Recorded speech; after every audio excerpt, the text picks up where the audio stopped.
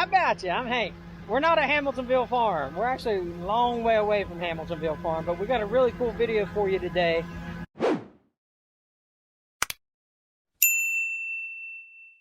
Ladies and gentlemen, I give you the John Deere 550, and this thing right here, we're gonna get it cranked up here in a minute. This is what it looks like on the inside. Now, it's actually at a sawmill. You're getting some sawdust out of here, but man, this thing, whoo, son. It's a 1979, back when they used to put the cylinders on the outside of the tracks here and stuff. We'll get it. We'll get it going on here. Oh, mercy. One thing we got to think about is there's a lot of sawdust on that exhaust manifold. What you got here? You can see here the track has come off here. So what we've done is we brought Brutus with us. That'll help us get the track back onto the dozer. Actually, sawdust coming from the sawmill here, so it looks like it's going to be snowing the rest of the day, I guess. All right.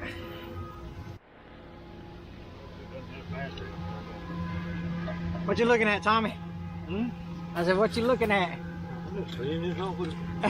So we can see something. Brandel, did you bring a broom? Yeah. Got it right here in my back pocket. Yeah. Got a piece of something another here.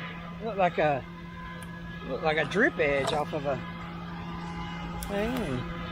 I'm hoping this ain't poison ivy, poison oak, poison ivy. But if we get hungry, we can always get these blackberries off here. Golly. Man. I'm gonna go out on a limb here and say the air filter might need to be checked. And look, I mean, that's 6 inches deep.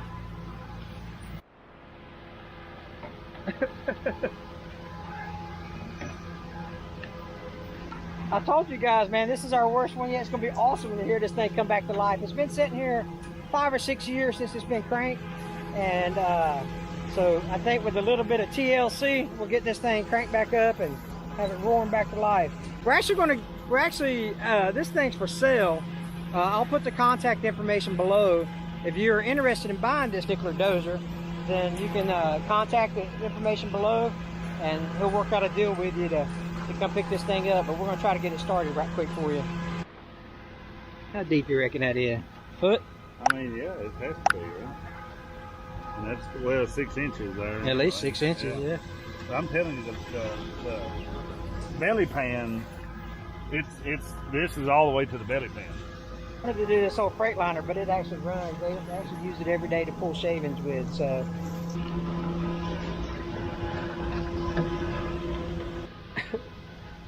We're going to be dirty. Trying to prevent this fire hazard here. Get it cleaned up enough so we can see what's going on there. It is just full of sawdust. Yeah, it's full. All right, Brandon, what are we doing? All right, let's get out the heavy-duty tools to remove the air filter. Fine job on that. Fine job. Nice spacer there. Oh, man. Just a little bit. Cow. Fine. I mean, it looks almost new.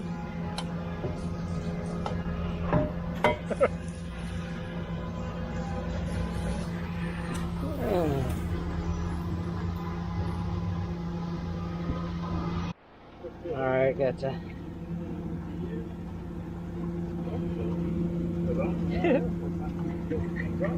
All right, we'll check our fuel here in a sec. We'll check our hydraulic fluid here in a sec. I don't want to open this yet until I clean up around it. There's yellow paint on here. We're doing good. All that sawdust just preserves the paint. Yeah, that's what it is. And, I think we have a nice dirt dauber nest. yeah. There. That'll restrict a lot of flow of air. I mean, you know, just a little. Right? Yeah, that's it. Look at that, huh? There we go. I'm telling you, man, we're going to get this thing cranked up. You just got to have a little faith, that's all. Like I say, it's a 1979, so it's pre-computer, pre-DPF, EG, you know, all that EPA garbage that they put on it. We'll get, you know, look, hold our mouth right, stick our left leg up in the air and do that right. We should be able to get this thing cranked. we can see the hydraulic fluid now. It's actually, you can see the yellow paint under it. Let's see. See what we got for the fuel situation. Man, I'll go get some fuel to put in it. No, I'll add some. That's all right. We brought some. Y'all, it's just funny, man. Standing over there and watching that sawdust come out of that, from that auger over there into that drop bin. It literally looks like it's snowing over there. But anyway, let's get some fuel. So she should have enough in her to, we put about 3 gallons in it. Then I'll keep this over here in case we need to pour it somewhere. Doing some air cleaning. Oh yeah. Look at it. Almost clean again. See the going straight to it right there. That allows for maximum airflow. Yeah, that's it. I'm trying to remember how I got this thing out. Yeah. That is the next question. We weren't able to get that inner element out. I couldn't tell how much, the sight glass here, I can't really tell how much hydraulic fluid it's got in it, but we just had to see. We didn't bring any with us. Left 10 gallons of it sitting in Tommy's truck back in Florida. Hey, I told you we're rookies, man. I told you.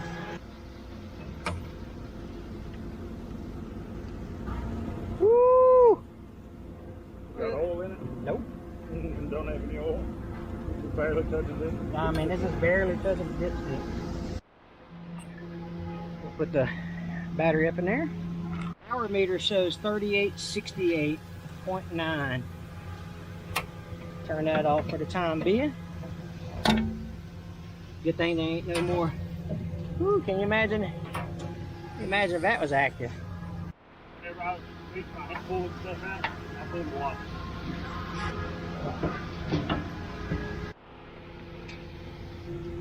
Tighten his battery up.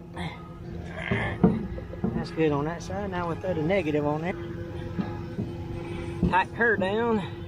We got both our cables tightened down here with our Apprentice crescent wrench air adjustable wrench. Here you go, Brandon. Brandon, what'd you just say? I said there's water in the muffler about right there. Oh, just a little bit. Now we'll check the no oil, low on gas. Let's check the. Let's see if we can bat that. Golly. Let me move some of this out of the way. Brandon, you ain't gonna believe this. It's got shavings in it. Oh really? I ain't opened the radiator cap yet, but the compartment's got shavings in it.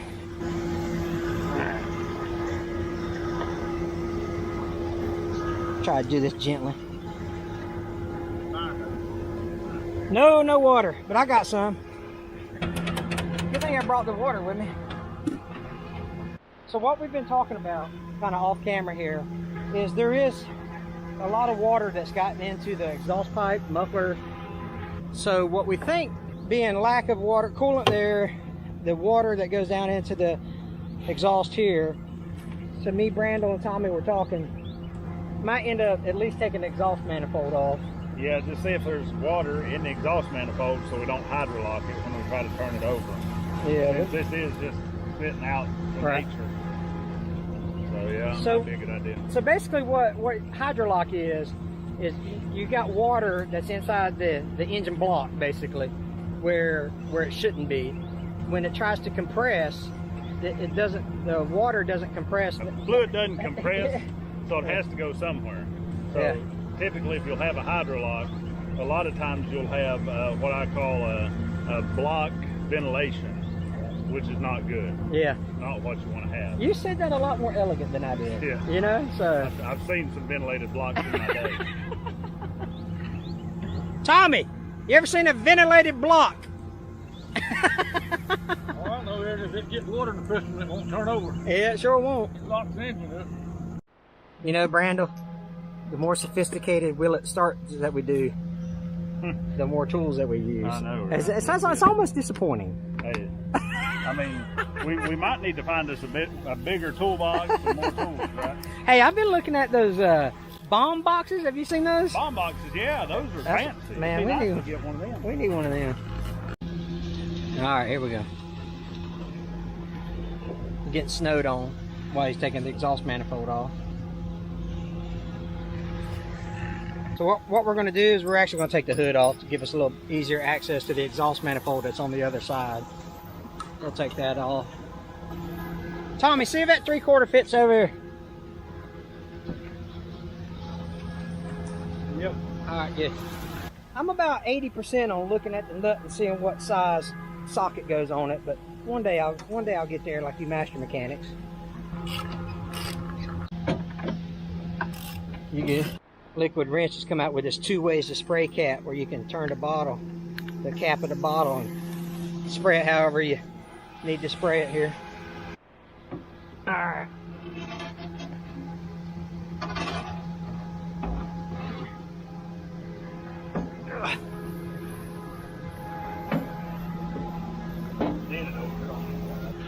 That's the fanciest can I've ever seen. Hey, I don't even know how to operate it. Listen, you gotta be smarter than the can, you know what I mean? I'm amazed how easy it is to take this stuff off. Yeah, it's actually been pretty easy. Yeah, pretty uneventful. You just gonna dangle it here? Yeah. Uh-oh.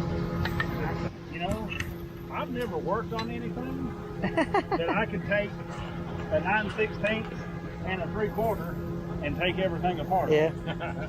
Which is, I'm telling you, it's disappointing because we should be using the adjustable wrench. Yeah, I mean, we're really disappointing the fan base at this point by not using the adjustable wrench. Oh, wow. Yeah, you should see the inlet to the turbo. All right, Hank's trying to get the drone up, so I went ahead and took the muffler off. Hopefully you can see down in here what's in the turbo outlet pipe. I don't think we're going to start this with the turbo on, I'm sorry.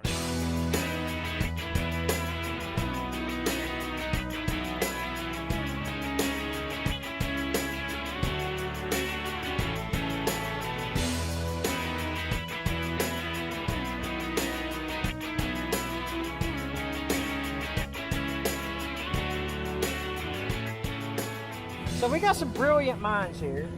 So, you know, I'm only the handsome one here. The rest of them are the brains behind the operation. But so what we're going to do is we're actually going to take this exhaust manifold off because we're afraid that there's water in the engine. And so if you take that off, then you're just going to blow the exhaust out the exhaust ports of the engine block there. But when you take that off, the turbo actually has a oil line that comes to a line that provides the oil to the turbo with the return line here. So we got to block that off there. So long story short, we're going to run to Napa, get a JIC cover and to cap the oil line for the turbo, remove the exhaust manifold, buy a quart or 2 of oil to put in it, and at least try to crank it to see if we can get it cranked. All right, so let's go to Napa and see if we can buy some parts for it. All right, so we got some oil, we got some new bolts here with a JIC cover, and what else did we get, Brandel? Got a fire extinguisher. I put it in the bed. Oh, you put it in the bed of the truck? So we actually bought a fire extinguisher because it's basically a big bowl full of kindling that we got going on over here. So anyway, headed back. 4 9/16 bolts hold that little turbo elbow on. Got all the bolts out of it. Now we got to find a big hammer or something. This is what we're trying to separate, this line here. Yeah. You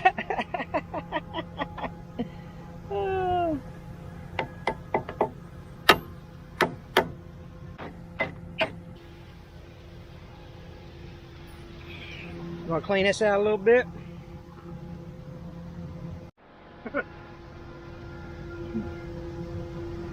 I'm gonna throw some. We bought some 1540 to go in it. So the voice of experience says, "Y'all youngins, move out of the way. Let me get this thing off here." Now we got an expert on it over here. Got the equalizer.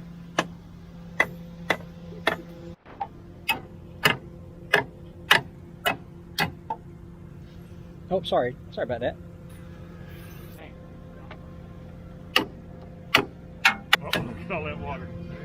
see the water pouring out of it. Let's see it. That's not bad.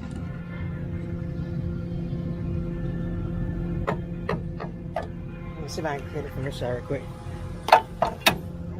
There it is. Oh boy. Not nice. What do you think, Tommy?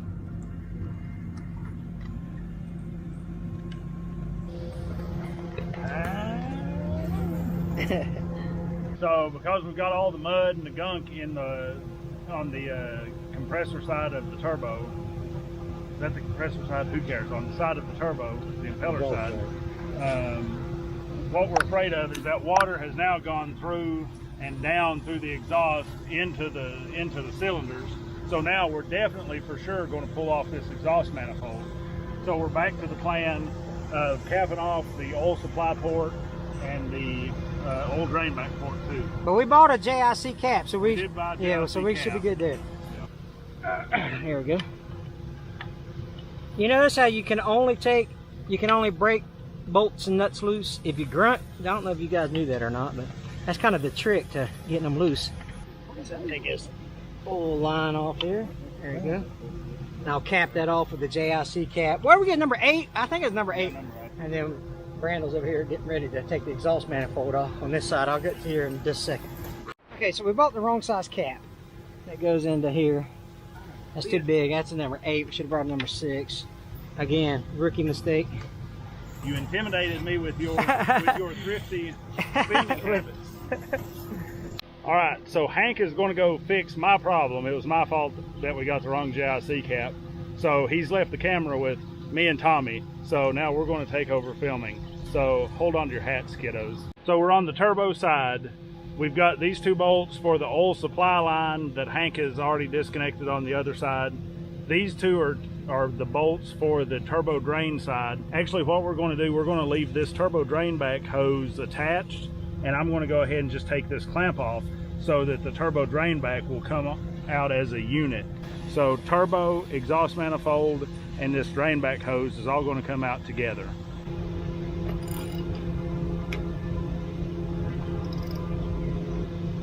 Oh, number 2 out. Woo. Wow, look at that. Good shape, huh? It is, except for the head that I had to drive on. Yeah. So now I got to drive the head back off.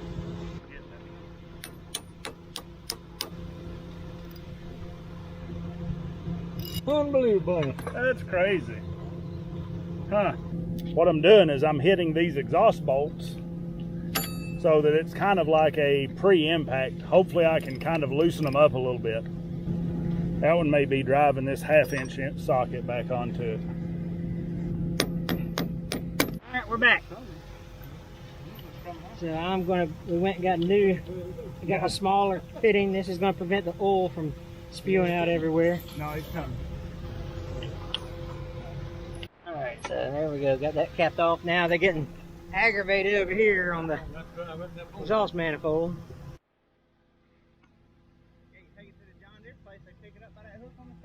Loosen the last manifold bolt, and we've got water pouring out of the manifold. Water pouring out of the bolt holes. Wow, look at that. Niagara Falls up in that bad boy. Look at all that rust. Get back down in through the. There you go. My technical diagnosis for that is no bueno. I'm on the good bad scale. So now we're taking off the charged air port side. So what you got the air intake side here. It comes in here, goes into the turbo, and then the turbo charged air goes into the intake manifold now. I don't know what any of that means, but it sounded really good when I explained it. We can do a principles of a turbocharger lesson.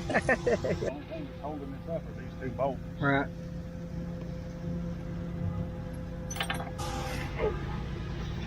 Now we're going to take this manifold off here. Maybe. There we go.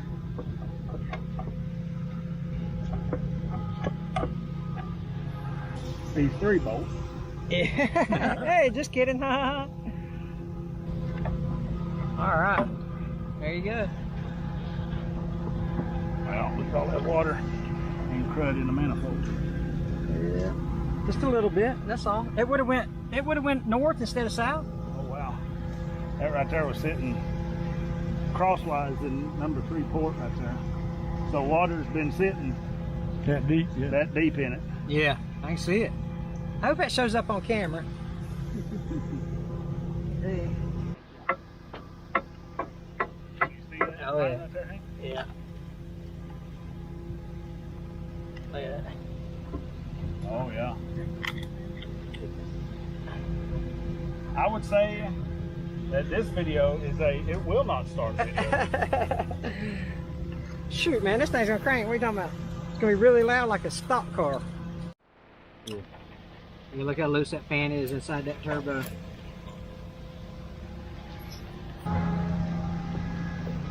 Oh, it's not even. Nothing moves. The dash is locked up, or the key switch is locked up. No, I'm saying nothing. No gauges. Yeah, I'm just looking at that. Something happened, didn't it? I didn't do that. I thought I heard something. All right, here we go.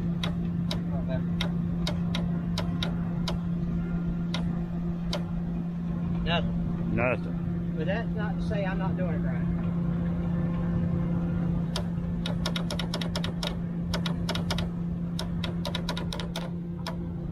Motor make it close up too. Yeah, it might be. Yeah, so this, yeah, turn this switch off and it don't click, so. Yeah. I'll swap out batteries. I don't like these batteries without handles. I know, right? Battery number 2. We swapped out the batteries. Let's try this one. Nothing.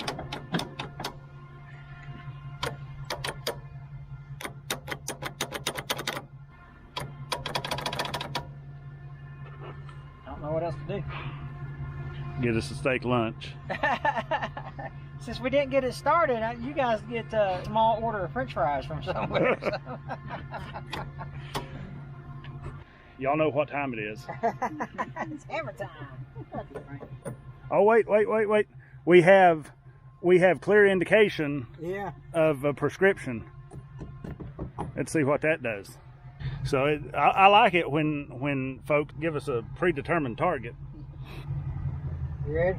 Yeah. Oh, I got 11 volts on the dash. Yeah. I think we've got another case of a bad starter, as indicated by our target area here. Yeah. Okay, we're actually in the Rural King parking lot in Dothan, Alabama. We finished up work on the dozer, and it just, I mean, the bottom opened up, man. I'm telling you, that stuff come down like crazy. And we barely got all our tools put in the truck, and we got soaking wet. I had to change shirts. It was nasty. Brandel changed shirts, you know. The engine had been left uncovered, so water and that sawdust got into the muffler down into the engine, and it was, what is it, about 2 inches? Yeah, it was in the exhaust number 3 exhaust runner, about 2 inches or so. So who knows where the piston was in the stroke. So it could have been 6 inches high. Yeah, that's right. Yeah. That motor, we didn't want to throw a rod or, you know, so we asked the guy before we, you know, tried to crank it. He was like, hey, are you sure you want to try to crank this? You know, and he was like, yeah, at least let's at least try it. But, you know, it wouldn't even turn over, so the starter was bad or whatever. But so we're headed back to the house now. We're never coming back to this thing again, so there won't be a part 2. And you win some, you lose some. You know, we were kind of hoping we could get this thing cranked for this guy, because he's a class act guy. He's a really nice guy. Kind of hung out with us for a little bit, and we were hoping we could get his dozer started for him. Back to the dozer, and we'll finish up this video. So will it start? Nah, this one whooped us. We've been out here all day.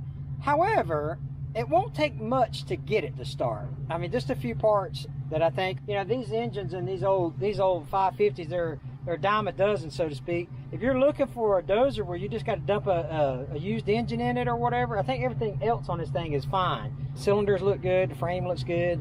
Man, we just, like I say, a small toolkit and a crescent wrench wasn't able to get this thing started. So we appreciate you guys watching. Over Tommy's face is going to be a white circle. So you click on that, and that will take you to our subscribe page. Underneath it, on his belly, in this area, is going to be another video that you can watch from our channel. We appreciate you tagging along. Hey, maybe next time we'll get one cranked up for you. All right, you guys take care. We'll catch you on the next one.